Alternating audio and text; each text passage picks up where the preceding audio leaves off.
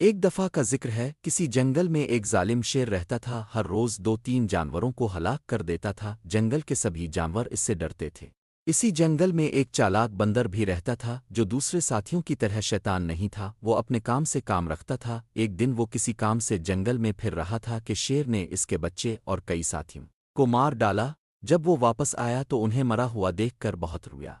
اسے جلد ہی معلوم ہو گیا کہ یہ حرکت شیر کی ہے۔ اس نے اپنے آپ سے وعدہ کیا کہ ان کی موت کا بدلہ لینے تک چین سے نہیں بیٹھے گا۔ بندر نے سوچا کہ وہ اکیلا تو کچھ بھی نہیں کر سکتا، اگر دوسرے جانور بھی ساتھ مل جائیں تو سب شیر کو مار سکتے ہیں، لیکن پھر اسے خیال آیا کہ وہ سب تو شیر سے بہت ڈرتے ہیں، اس کا ساتھ بھلا کون دے گا؟ سوچ کر بندر ایک منصوبہ بناتا ہے۔ وہ جنگل کے بہت سے جانوروں کو اکٹھا کرتا ہے اور ان سے کہتا ہے، دیکھو میرے بھائیوں، اگر ہم نے جلد ہی شیر کا کچھ نہیں کیا تو وہ آہستہ آہستہ ہم سب کو مار دے گا۔ اگر ہمیں زندہ رہنا ہے تو ہمیں شیر کو مارنا ہوگا۔ تمام جانور شیر کو مارنے کے لیے تیار ہو جاتے ہیں۔ اتنے میں بوڑھا ہرن پوچھتا ہے، شیر کو مارے گا کون؟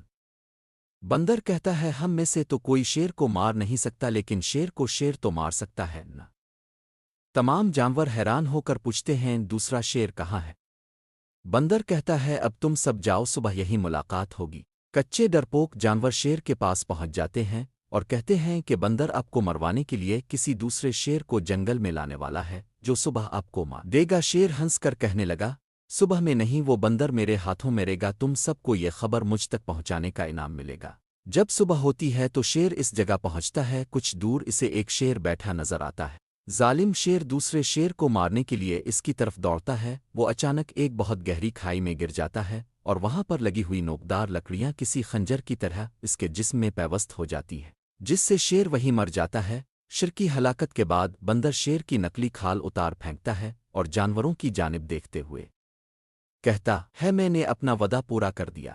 سبے جانور حیران بھی ہوتے ہیں اور شرمندہ بھی۔ پھر بندر ان سے کہتا ہے، میں جانتا تھا کہ تم سب شیر سے بہت ڈرتے ہو، اور میں جو بھی تم سے کہوں گا تم وہ شیر کو بتا دو گے، اس لیے میں نے یہ چال چلی۔ میں نے پہلے ایک کھائی دیکھی، اس میں نوکدار لکڑیاں رکھیں، پھر تم سے جھوٹ بولا کہ اس جنگل میں ایک اور شیر آ گیا ہے، تاکہ تم ظالم شیر کو بتاؤ اور وہ غصے میں آئے اور اسی عالم میں اس گڑھے میں جا گرے۔ یہ سن کر سبھی جانور خوشی سے جھومنے لگے۔